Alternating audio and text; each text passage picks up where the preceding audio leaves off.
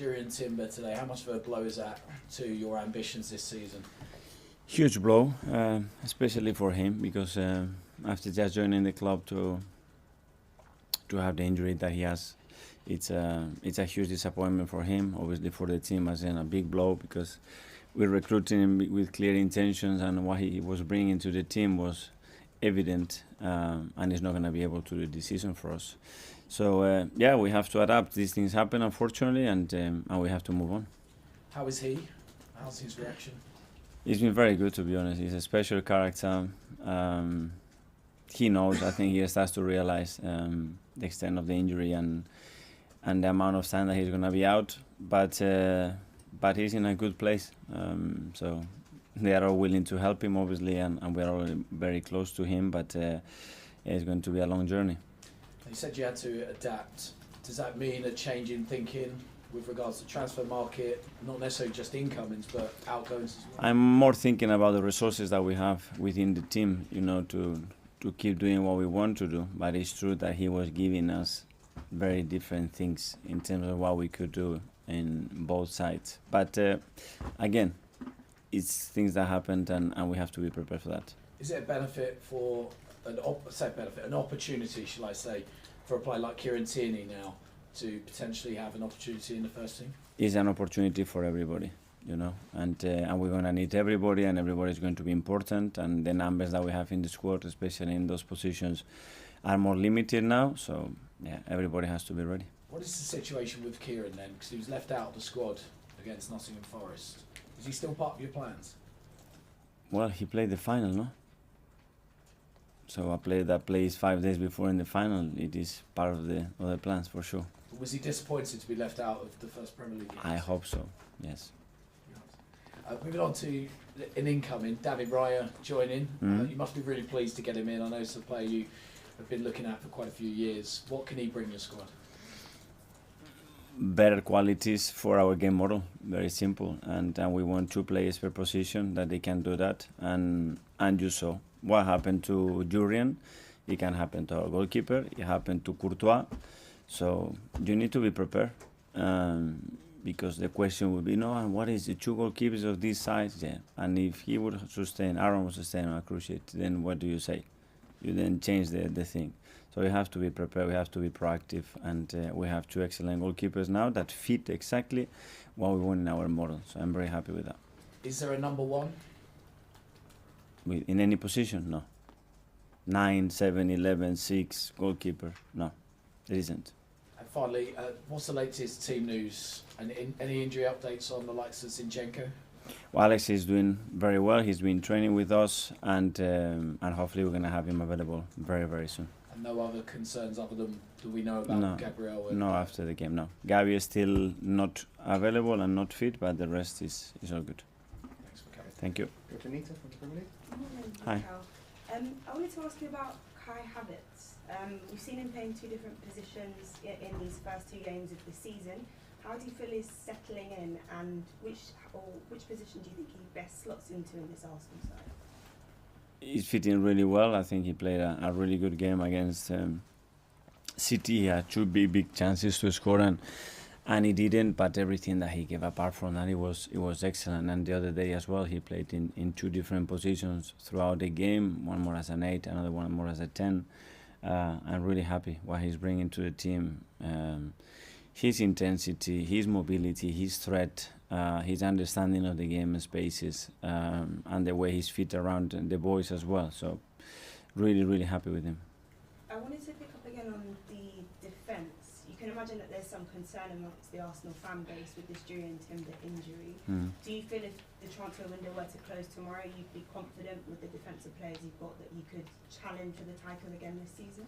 Well, we didn't plan, obviously, with this injury, you know, so we have to assess now what the options are, what the best way to get the best out of the players that we have, because as I said, my biggest challenge now is to get the best of the players that we have. I cannot control anything that is not here, and we are always open, and we have to be always open to react if something happens, not only with an injury but with the market as well, and that's what we are doing. You spoke about the nervy ending in that game against Nottingham Forest, but there were plenty of positives. What positives can you take from this almost new-look Arsenal side going into the game against Crystal Palace? Well, the dominance of the game, the amount of times that we played in the territory that we want to play, the amount of chances that we created, the few things that we conceded, because we conceded one in the first half that it was after direct play, the second ball, they hooked the ball and they are through, and then they counter after a set play, which both they are coming from a goal kick and the other one is coming from a corner. And after that, nothing else. But as I said, when you dominate the game as much as we did the other day, and the situation that you have, and the final pass is still not neat enough and good enough to finish the actions better, that's what we have to improve. So you'd hope them to be more clinical and dominate? We have to be. When you play the games of that type, it has to finish 3, 4, 5. And we didn't do that, and that's why in the Premier League, and then you give something to the opponent, it's always going to be a nervy ending, unfortunately. Thank you. Hi, MIKEL. How are you? Very good.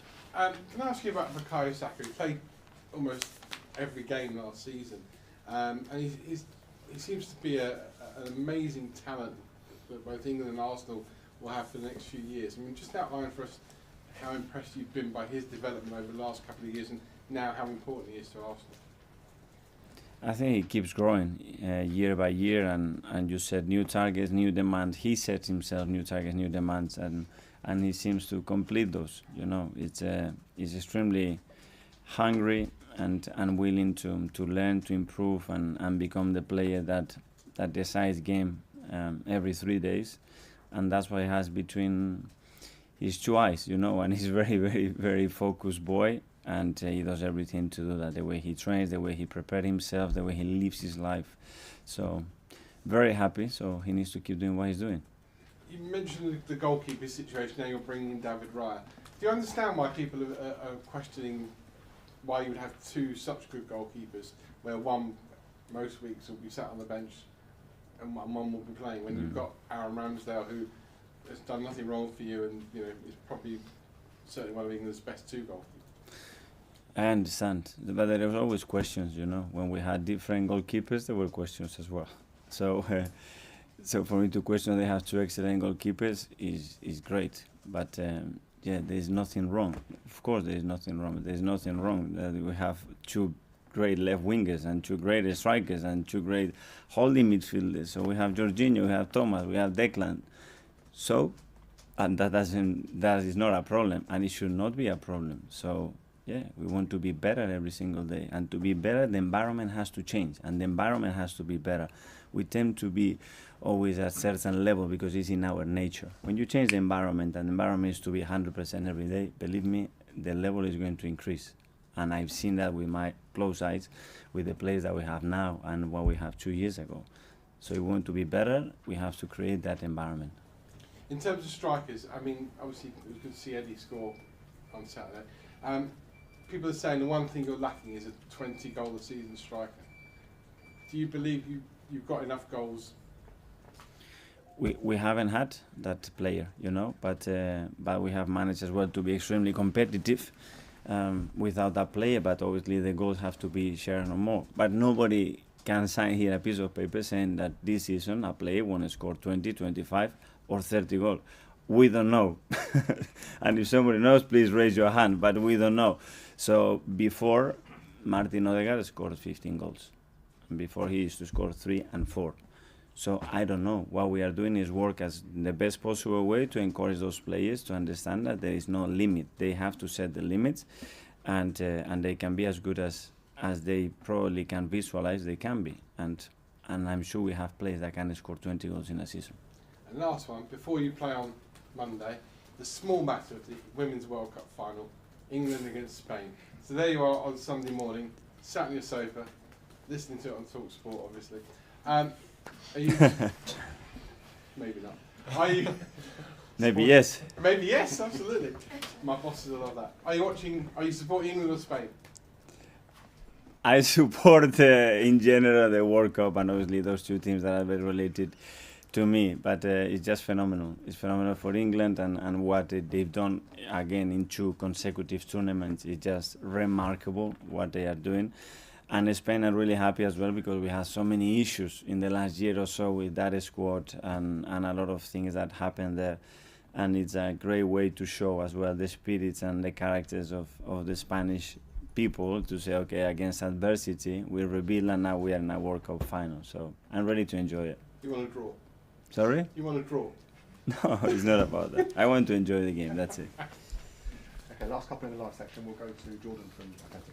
MIKEL, you've obviously been well backed this window to bring in 4 players. I know you said you're considering your options of whether to bring in another defender now that Jurrien's injured, but have you been given assurances that if you feel that you need another player, that will be a decision for you to make, or will you need the approval of the board? It's never my own decision. It's a decision that we made as a club with a lot of people involved in that, because there are a lot of elements to that. But again, my focus is on just getting the best out of the squad that we have right now, and the focus. We're in the middle of the competition. We are open, obviously, in the transfer window both ways, because we still have things to do both ways, maybe. But that's my aim. I know there's been interest in Kieran. There was even talk of Gabriel being potentially a target as well. Can you rule out, are you at the point where you can rule out any more defenders leaving just because the numbers you've got now? No, it's not any plans on doing anything like it. Okay, Mark. I'm Miguel. For a few years now, players and coaches and managers have been talking about their worries about how many games players are being asked to play in the course of the season. When we look at this weekend just gone, it's literally the first weekend of the season, we see what happened with Jurrien. There was Tyrone Mings, Kevin De Bruyne, who suffered quite serious injury. Is that a coincidence, or is that a result of this just not being able to get enough rest? It was Buendia, it happened to Courtois, it happened to Militao as well. There is something there, you know, and in the past you can say, yeah, but they've been games in the past and they've been tours as well. Yeah, but the thing is that we put in the games and the tours and the World Cups in January, plus this, plus the international. So it's a lot. It's too much for the players. It's incredibly demanding. You know, when you see the next 36 months of the calendar for those players, it's just better not. Let's start with Jurrien Timber today. How much of a blow is that to your ambitions this season? Huge blow, especially for him. Because after just joining the club to have the injury that he has, it's a huge disappointment for him. Obviously for the team, as in a big blow, because we're recruiting him with clear intentions, and what he was bringing to the team was evident, and he's not going to be able to do the season for us. So yeah, we have to adapt. These things happen, unfortunately, and we have to move on. How is he? How's his reaction? He's been very good, to be honest. He's a special character. He knows. I think he starts to realize the extent of the injury and the amount of time that he's going to be out. But he's in a good place. So they are all willing to help him, obviously, and we are all very close to him. But it's going to be a long journey. You said you had to adapt. Does that mean a change in thinking with regards to transfer? Yes, hello everyone, and thank you for being part of the Arsenal chapter. Please subscribe and ring that notification bell so that you do not miss out on whatever I've got to bring to you, as long as this post and as long as it is Arsenal related. Right about here, the Arsenal chapter, and what we've just had is from the current manager of the football club Arsenal, and we are talking about MIKEL ARTETA. MIKEL ARTETA has come out and clarified a little bit about Jurrien Timber's injury, and it's been a post-match analysis, I must say, not post-match, sorry, pre-match analysis. We could put it that way, talking a little bit about what's going to be happening in the game between the football club Crystal Palace and Arsenal. MIKEL ARTETA is one of those football managers who's very well known for his good tactics and excellency when it comes to the coaching, when it comes to managing and coaching football players. And at this moment in time, Arsenal is fighting for the #1 spot. And whom do you think should replace Whom do you think should replace Jurrien Timber? Jurrien Timber, the new entrant, is quite sad that he's not going to be part of the football club Arsenal for quite a long period of time after him, after information coming out that he's got an injury, he's got an ACL injury that could last to a period of 8 months and could rule him out of the next transfer season. He could definitely be out the next transfer season, next this very season. We've already started. Premier League has already started. I don't know what am I thinking about the transfer season. Anyway, let us know what you think in the comment section, and do not forget to subscribe and ring that notification bell, as we definitely know that a lot is happening, and the football club Arsenal is already looking at different ways on how they can do a reinforcement in different fields. But already Arsenal has had a few football players in, football players like Kai Havertz already started playing, and Jurrien Timber is quite sad that he's already finished his transfer to the football club Arsenal. But at this moment in time, despite the fact that he's already an Arsenal football player, he's got an injury that could last, could rule him out the rest of the season. And also, not forgetting that Declan Rice, the £105 million football player, is now part of the football club Arsenal, ready to play, has already played a few games, and really things are moving on quite well for him and also for the football club Arsenal. The last game, Arsenal played quite well, really, and got those 3 points, and that was quite good. And at this moment in time, Arsenal is looking at playing Crystal Palace. For a matter of fact, Arsenal, despite the fact that it's going to be playing Crystal Palace, a couple of football players are not going to be in. Football players like Gabriel Jesus, as the football manager, MIKEL ARTETA, has come out and said Gabriel Jesus won't be available, but we all already knew that he's not going to be available because he's got an injury on him. But the fact that injury he's got is really going on quite well. He's really performing quite well. The recovery process is definitely going on as expected and as anticipated, and he won't be out for a long period of time, but we can confirm to you that he's ruled out when we talk about Crystal Palace and Arsenal, an away game for the football club Arsenal. And really, let's hope things keep on moving on quite well for the football club Arsenal. Now, Arsenal is eyeing, still looking for a perfect replacement of Jurrien Timber. And I'll be bringing to you the latest about Jurrien Timber and his move, and Jurrien Timber and his injury, and also a perfect replacement. And I think that's the next video I'll be doing, as we have already identified a replacement for the football player. Anyway, let us know what you definitely think in the comment section, and do not forget to subscribe and ring that notification bell so that you do not miss out on whatever I've got to bring to you, as long as it is sport and as long as it is Arsenal related, right about here at the Arsenal chapter. And really, now let's hope things keep on moving on quite well. Anyway, looking at David Raya has already arrived, and on loan with that £3 million deal and a £27 million buy option is what is definitely in there, and that Arsenal would have got him quite easily. But the reality is, the reason as to why Arsenal did not get him on a permanent deal and a loan deal is just because of FP rules. And at this moment in time, Arsenal is in the transfer market, looking for the best of football players to make sure that it can favorably compete. And let's hope, really, you're doing quite well. Let's hope you are better than you were yesterday. I didn't have the best of days me yesterday. It was someone I like so much, so it wasn't the best of days. That's why very few videos really went on. But let's hope he rests in peace. One of my best people, one of my very good friends. Let's hope he has a very good time. Let's hope he rests in peace, and may God really forgive him whatever went wrong in his life. But really, it was a sad day. It was a very sad day for me.